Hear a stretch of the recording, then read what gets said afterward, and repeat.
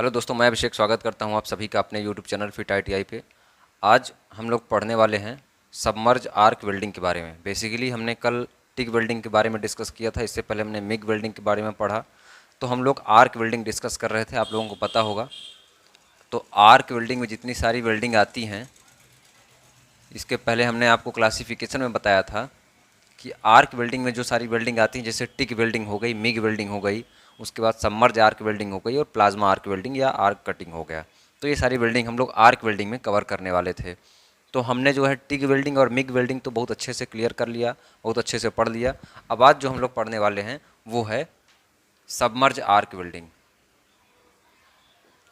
Submerge arc welding.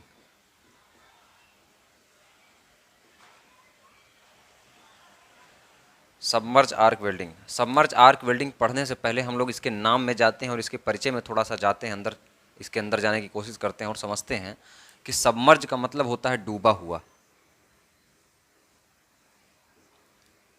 डूबा हुआ। ये सब क्वेश्चन पूछे गए हैं कि सबमर्ज का मतलब क्या होता है सबमर्ज आर्क वेल्डिंग में। तो मैं जो भी फैक्ट यहाँ पे आपको बताऊंगा उसको आपको नोट करना है कॉपी में अपने, और उस नोट्स को पूरी तरह से पढ़ना है अच्छे से। उसके बाद जब भी हम लोग प्रैक्टिस करेंगे, देखिए सिर्फ थ्योरी से तो आपका जो है क्लास कवर नहीं होने वाला है, ये सभी को पता होगा। बिना प्रैक्टिस के जो है आपकी जो प्रिपरेशन है वो 100% नहीं हो सकती है।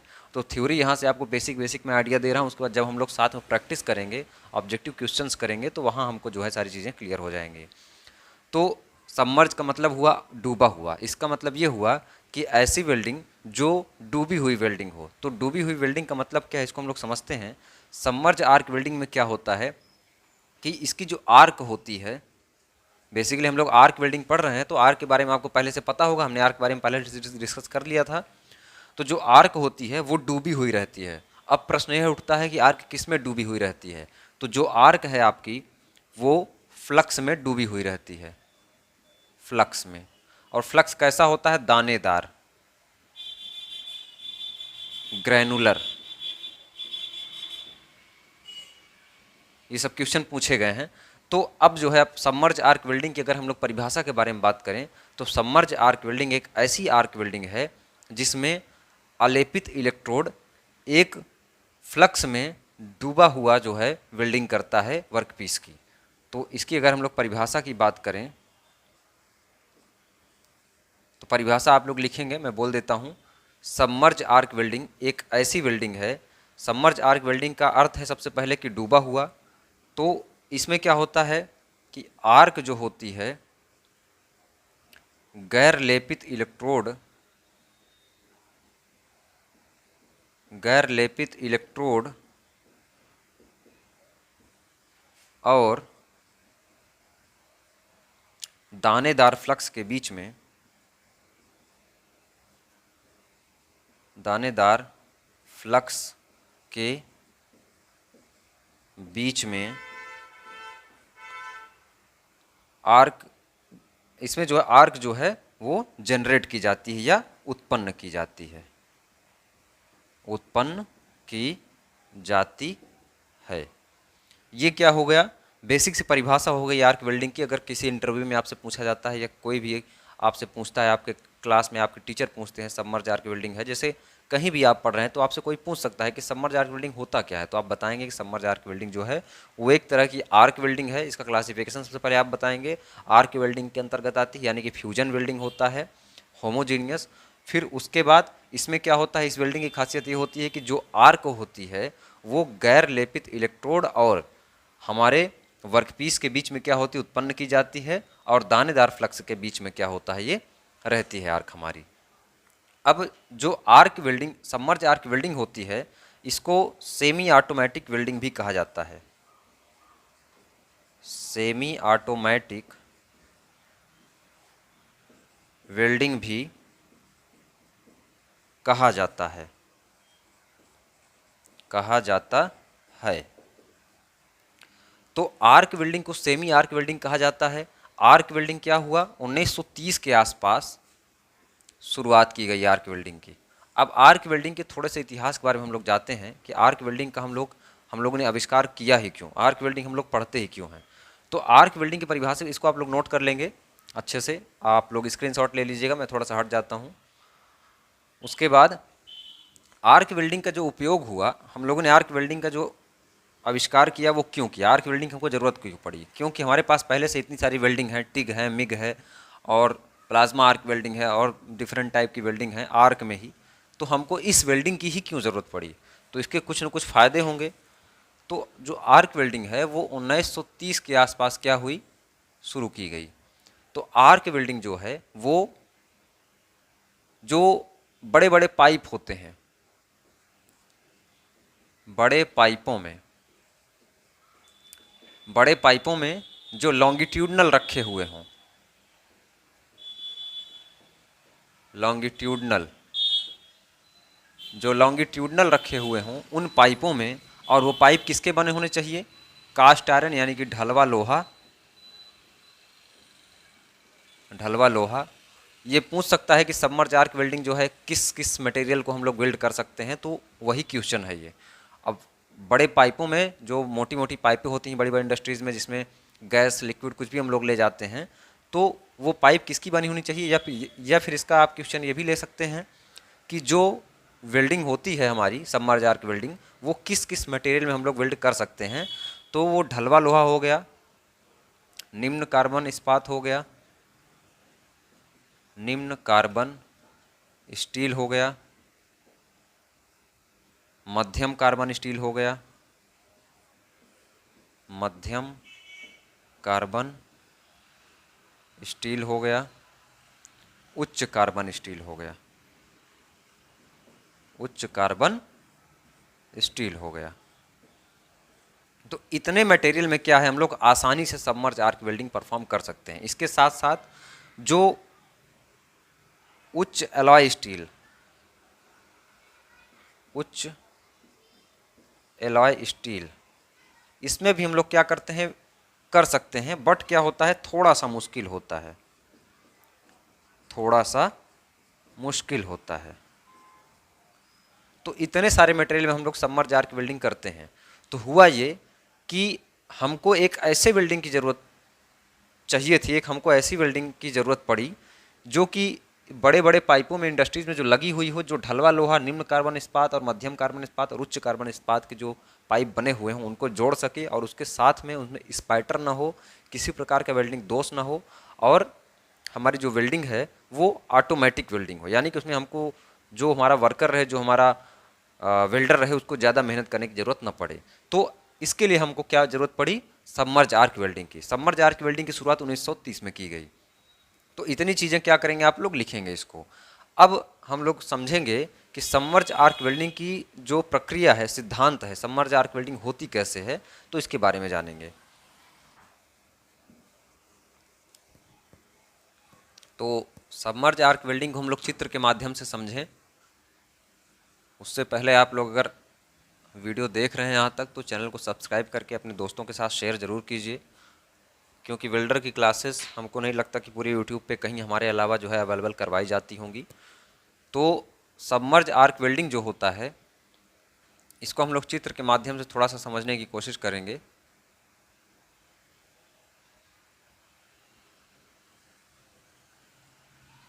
ये हमारा वर्कपीस हो गया, यानी कि कार्यखंड, कार्यखंड। उसके बाद ये हमारी इलेक्ट्रोड गन हो गई, यहाँ से हमारा फिलर रॉड आया। उसके बाद ये ब्लैंकेट हो गया। ये किसका ब्लैंकेट है, वही हमने अभी आपको बताया था, दानेदार जो फ्लक्स हम लोग यूज़ करते हैं। अभी हम लोग इसके बारे में भी जानेंगे कि ये होते क्या हैं। जो लोग फ्लक्स और इलेक्ट्रोड और फ्लक्स वाला हमारा लेक्चर नहीं देखे हैं, आप लोग जाके देख लेंगे तो वहाँ से आपका क्लियर हो जाएगा। यहाँ पे पावर सप्लाई होती है, पावर सप्लाई। यहाँ से इसको हम लोग क्लैंप करते हैं नेगेटिव से, यह नेगेटिव होता है। उसके बाद यहाँ से हम लोग पावर देते हैं, पॉजिटिव होता है। यहाँ पे हमारा फ्लक्स हार्बर होता है, हम लोग इधर वेल्डिंग कर रहे हैं, इधर हम जा रहे हैं, फ्लक्स हार्बर हो गया। यहाँ पे हमारी वायर फीड वायर होती है और इसके अंदर हमारी जो है वायर इंसर्ट होती है।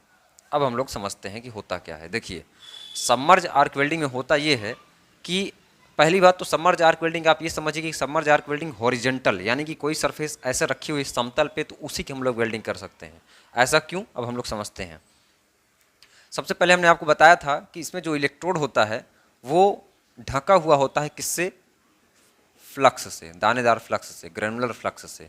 ये फ्लक्स जो होते हैं बेसिकली ये ऊष्मा के कुचालक होते हैं, यानी कि इसमें जो हीट होती है, हमारी ऊष्मा जो होती है, ये ऊष्मा को बाहर नहीं निकलने देते हैं। इसका मतलब ये हुआ कि यहाँ पे हम लोग जो आर्क जनरेट करेंगे ना, तो जो आर्क यहाँ पे जनरेट होगी तो ये जो फ्लक्स है, फ्लक्स हार्बर, फीड रोलर और ये फिलर रॉड है आपकी, ये इलेक्ट्रोड होल्डर है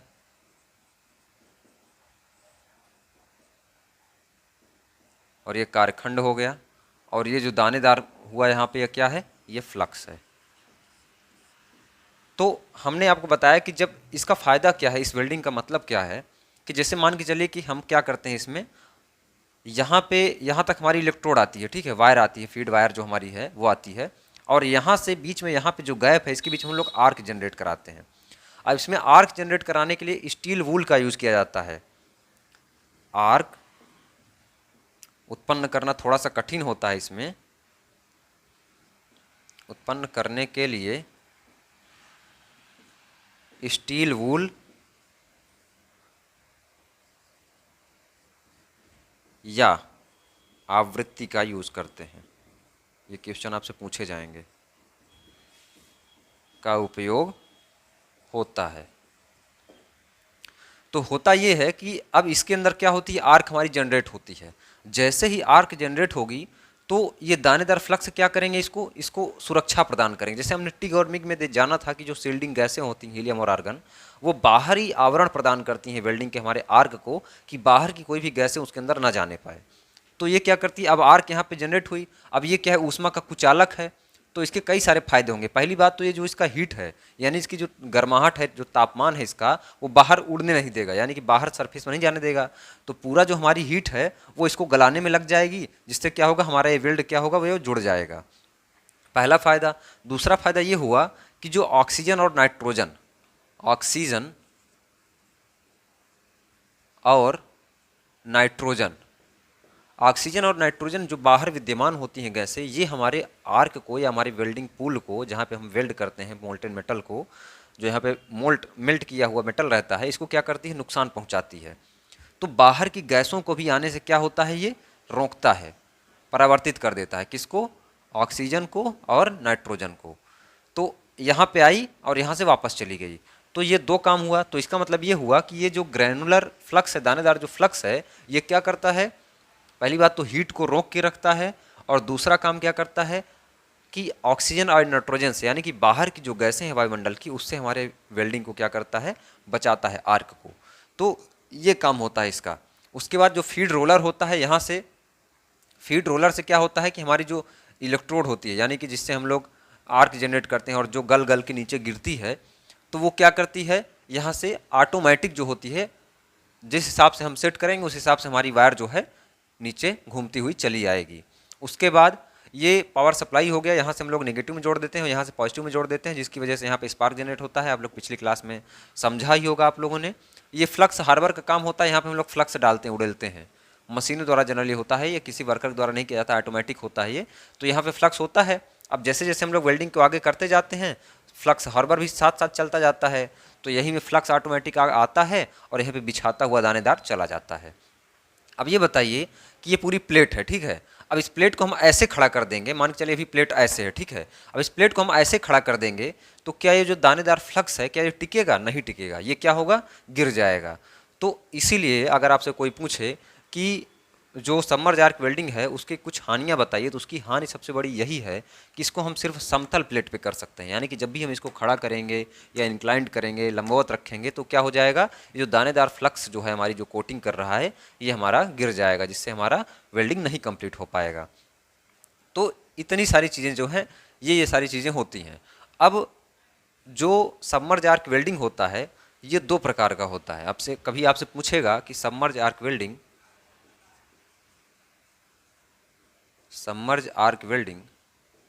दो प्रकार का होता है। एक ऑटोमेटिक होता है, automatic submerge arc welding,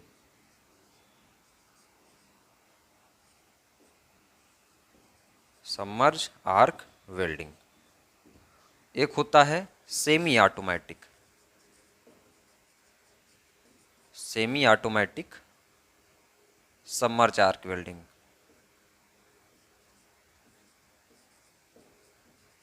submerge arc welding. तो इसका मतलब क्या होता है, देखिए जब ऑटोमेटिक सबमर्ज आर्क वेल्डिंग होगा तो उसमें हमको कुछ करना ही नहीं पड़ेगा, यानी कि ये जो फीड रोलर है ये ऑटोमेटिक काम करेगा, फ्लक्स हार्बर है ये ऑटोमेटिक मशीन आएगी यहाँ पे फ्लक्स डाल के चली जाएगी, और ये जो हमारी वेल्डिंग की स्पीड है, वेल्डिंग हम ये जो इलेक्ट्रोड होल्डर जो है इसको लेके पकड़ के चलना पड़ता है, ये भी हमको नहीं चलना पड़ेगा। तो अगर ऑटोमेटिक सबमर्ज आर्क वेल्डिंग हो रही है तो इसका मतलब ये है कि हमको कुछ करना ही नहीं है, वो वेल्डिंग पूरी ऑटोमेटिक यानी कि स्वचालित होगी। उसके बाद जब सेमी ऑटोमेटिक में होगा तो सेमी ऑटोमेटिक में सारे काम ऑटोमेटिक होंगे, यानी कि फ्लक्स हार्बर जो है अपने आप मशीन फिल करेगी, ये फीड रोलर ऑटोमेटिक काम करेगा जिस हिसाब से हम सेट कर देंगे, पावर सप्लाई अपने हिसाब से काम करेगा।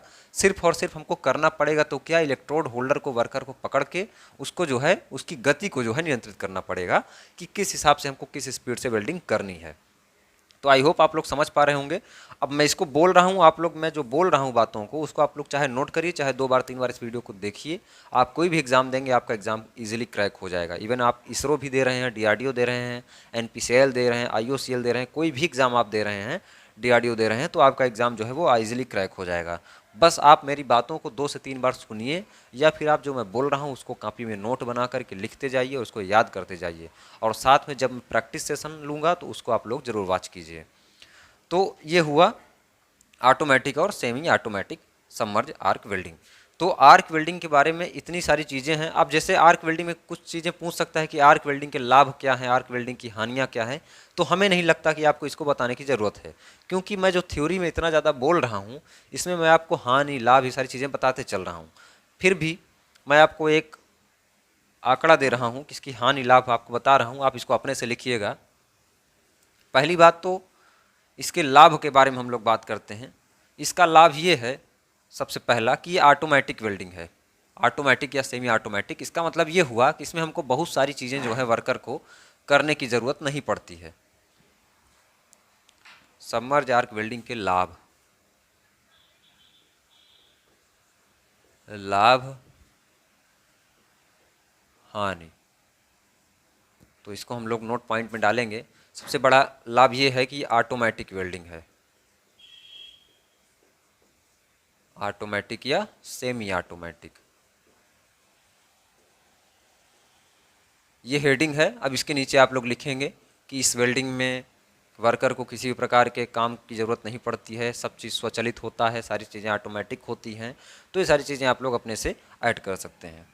उसके बाद लाभ में उसके बाद क्या हुआ कि इसमें स्पाइटर नहीं होता है, स्पाइटर दोष नहीं होता है। अब स्पाइटर दोष के बारे में आप लोग नहीं जानते होंगे तो आप लोगों ने पिछले लेक्चर नहीं लिया होगा, सारे लेक्चर आप लोग। ये स्पाइटर का मतलब ये होता है कि जो छोटे छोटे ग्रेनुलर आकार के दानेदार जो है वो होते हैं, जहाँ पे हम लोग वेल्डिंग करते हैं, जिस मान लीजिए जहाँ पे वेल्डिंग हो रही है तो यहाँ आसपास चिंगारी रूप में छोटे छोटे दाने हो जाते हैं। अब क्या हो रहा है कि हमारी आर्क जहाँ जनरेट हो उसके ऊपर तो हम लोगों ने क्या किया, दानेदार फ्लक्स लगा दिया है।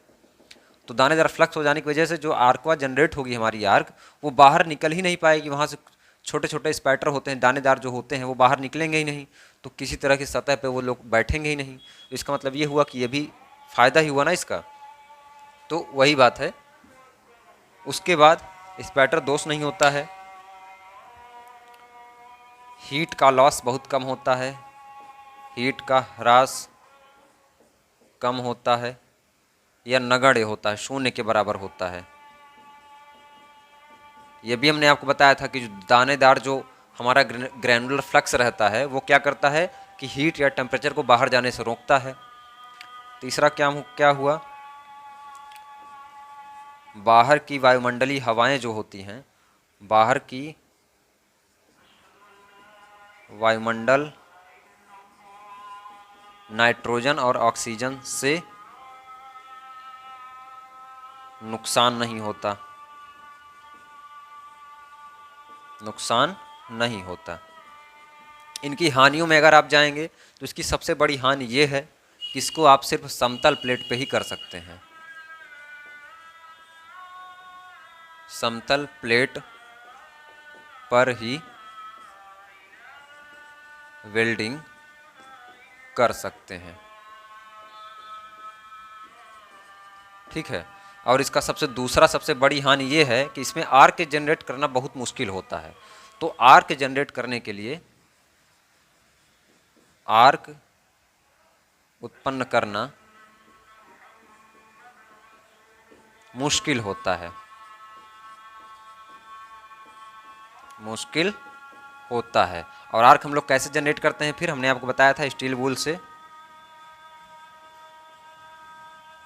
या आवृत्ति से। तो इतनी सारी चीज़ें जो हैं वो हमारी सबमर्ज आर्क वेल्डिंग के बारे में हो गई हैं, ठीक है। तो आई होप आपको सबमर्ज आर्क वेल्डिंग अच्छे से क्लियर हुआ होगा। इसके बाद जो है अगला लेक्चर हम लोग जल्दी ही अपलोड करेंगे।